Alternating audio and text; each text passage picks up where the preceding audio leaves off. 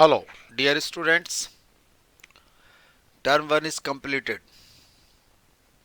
So now let's we discuss syllabus and strategies for term 2.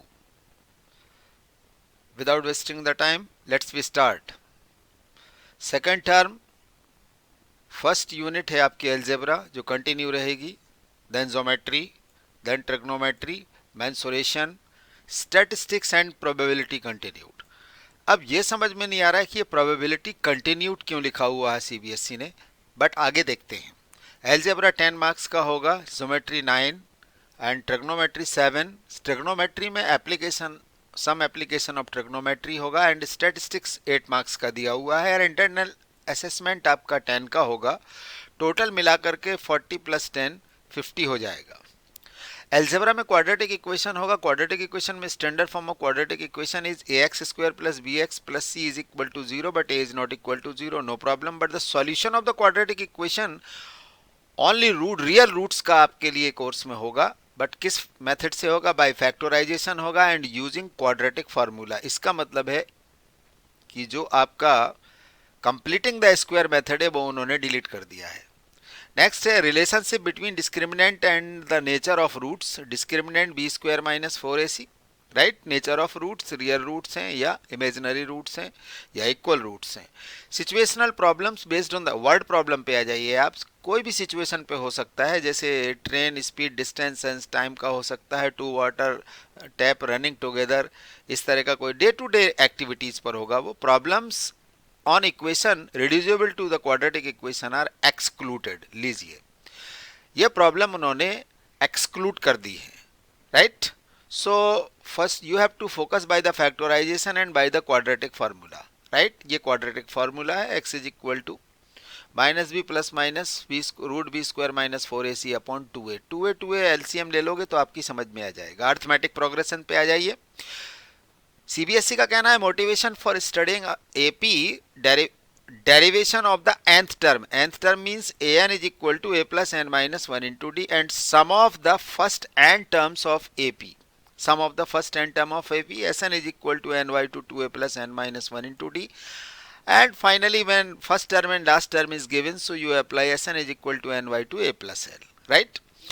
And their application भी इसमें आएगा. Application in solving daily life problems. But you listen, application based on sum to n terms of an AP are excluded. इसको इन्होंने बाहर रखा हुआ है, correct. So many problems are there in NCERT textbook for the applications based on the sum of n terms of an AP. Next है आपका geometry में आ जाइए. ज्योमेट्री में आपका चैप्टर होगा सर्कल. सर्कल में दोनों थ्योरम्स बड़ी इंपॉर्टेंट है आपके लिए. Radius to the tangent always perpendicular, right. Now first theorem, इसको आप देख लीजिएगा, इसका proof.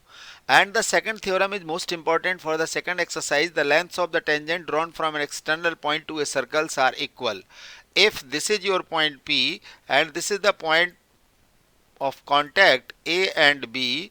So you have to prove that PA is equal to PB. Very simple when you join the center, right. And OP, अब मैं इसको पढ़ाने के मूड में अभी नहीं हूँ, बस खाली आपको बता देता हूँ कि PA is equal to PB.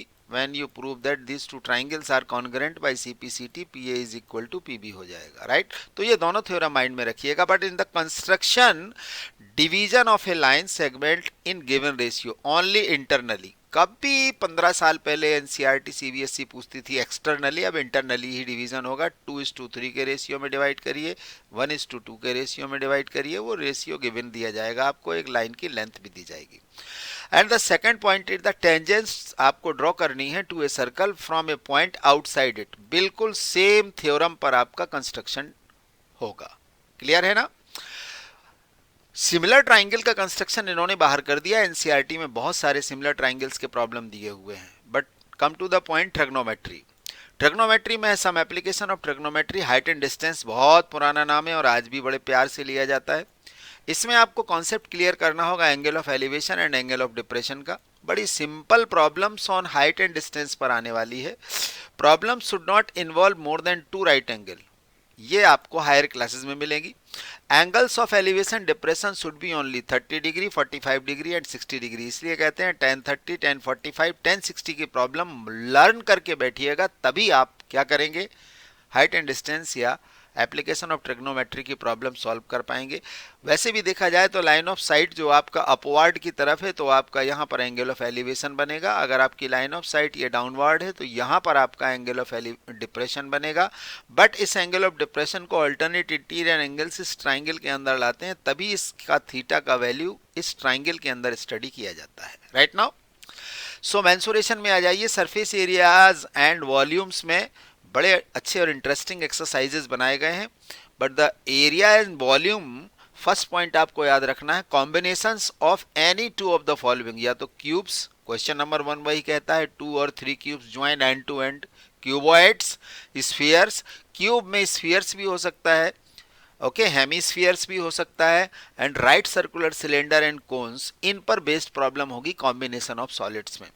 Second point है problems involving converting one type of metallic solid into another and other mixed problems, but the problems with the combination of not more than 2 different solids be taken। ऐसा नहीं कि ए 2 3 4 solids एक साथ बना के combine करके पूछ ले, वो सिर्फ 2 पर पूछेगा आपको।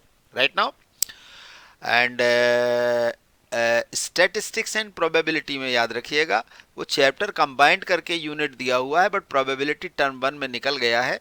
स्टैटिस्टिक्स में आपको मीन, मीडियन, मोड, अब मीन में खास तौर से ध्यान दीजिएगा, वो भी ग्रुप डाटा की स्टडी होगी।